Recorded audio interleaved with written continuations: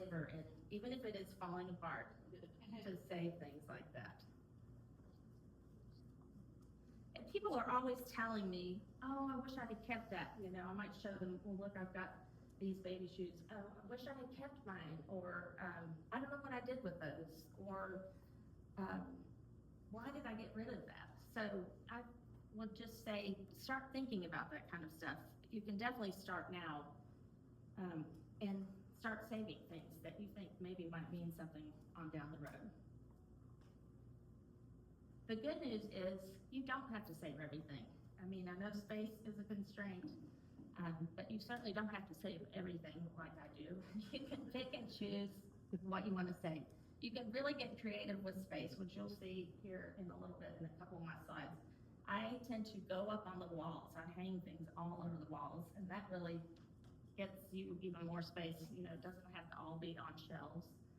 And decor, if you're saying it doesn't match your decor, that doesn't really matter because decor is a lot more interesting when it's mixed, old and new, different patterns and different time periods of things. And it's more interesting when someone comes to your house and you can tell them a story about what you have.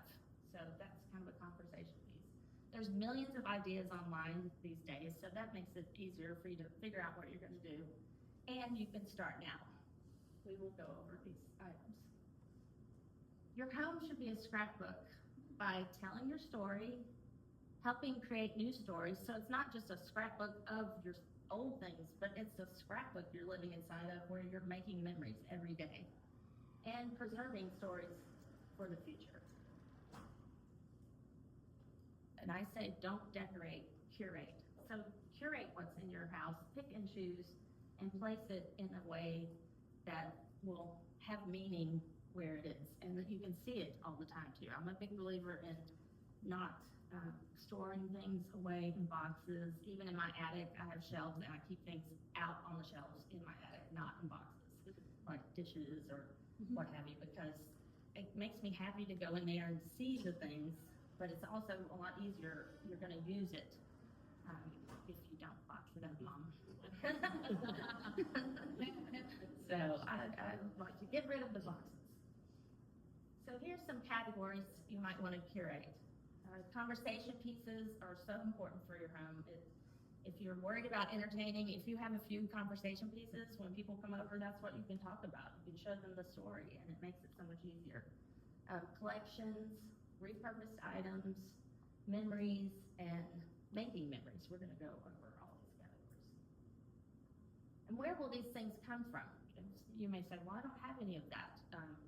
But you may have some family heirlooms that you forgot about or tucked away or that you didn't think maybe were worthy of display, but you can dig those out. Estate sales, through your travels, you can pick things up.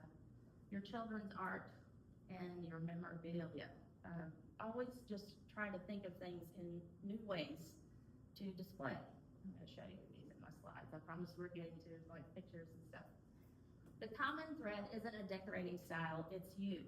So don't even worry about the fact that it won't match. I mean, if someone walks in my house, I feel like I could take them room by room and show them everything that I'm made up of, like my grandparents' things, some things my parents had, things that meant something to me, like in elementary school, or I mean, one of my best friends from elementary school is here, and just, you know, thinking about maybe a picture of us, and it just takes me back just to have those things around. So we'll start with conversation starters. Excuse me. A bowl of photos. This is so simple, and it's something that I don't know why I didn't do this before. And I just did it like a couple years ago, and I just got a bunch of old photos. This is an example. You know, the old ones have the cute little trim around them, or they might have the deckled edge. And I put them in a bowl right in front of, or on our coffee table in our family room. And it's just so much fun to look through. My dad came over and my mom one night, just a few months before he passed, and they sat there and went through all the pictures And it was just so neat. And they were like, who's this? Do you remember this? And their wedding picture was in there, and they were trying to remember who all was in the wedding. It was, and I couldn't believe it so hard. But that teaches you to write everything on the names on the back of your photos. But it's just been a great conversation starter, or if someone comes over, maybe your cousin, you can go, look, I've got this old picture of you or our grandparents or whatever. So it's just so much fun to go through, and also to teach your kids who these people are. And on top, I don't know if you can see it, but I've got this little piece of coral that Gordon brought me back from a family vacation, and I just put that on top to kind of add to the photos. So it makes me think of him also when I see it, so that makes me happy. This is one of my best favorite conversation starters out at our lake house at Camp Sequoia. It's the old bell that was at the cafeteria, and I salvaged it and hung it up so people can come by and ring it. And I'm just going to show you a quick little video of me ringing it. So it's something you can, an activity you can do when people come by. You can show them that and tell them the story of where it was.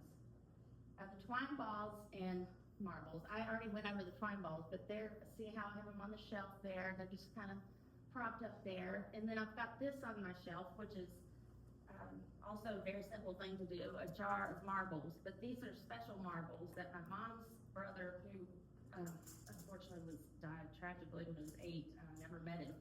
But these are the marbles that he played with. So my granny always would show them to me and say, look, this is what I have of his, toys. So I thought that would be a neat thing to have on the shelf, and just another conversation piece, and to be kind of connected to him since I never got to meet him. Plates are always a good thing to hang just about anywhere, and I've got anchored at the bottom of the plates and these are just all mainly estate sale finds, pick them up here and there, and they all kind of work together. This is a painting my grandmother did, and that's a painting that my great aunt did, which is Cody's grandmother. So they're just kind of on the other side of each other, so I like to have those there.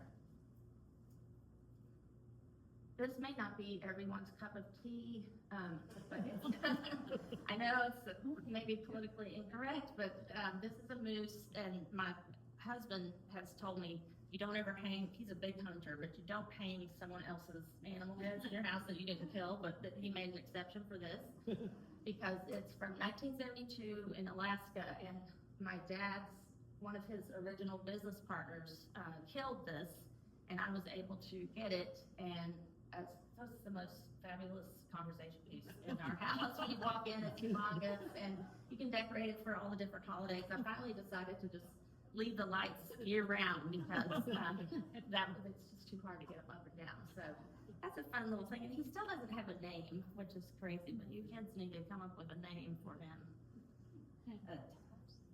Marty. What? Marty. Marty, I know. It has to be like an M name.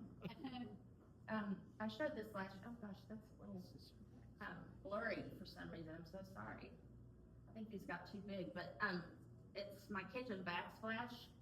I really hate that that's like that.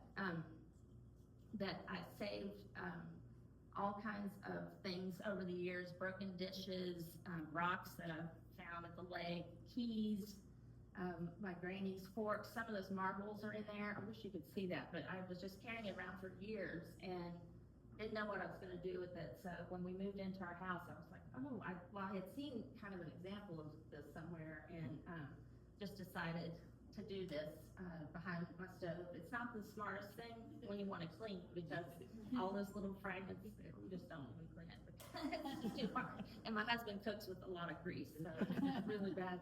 But it's on a board, so if we ever did move, we could take the board with us and take the whole thing as one piece. So sorry about that photo, but it's a lot of fun. I'm always buying broken, or not buying, breaking things and keeping them, or finding broken things. And I went to a sale one day, and my friend was selling this great box of dishes that were all broken.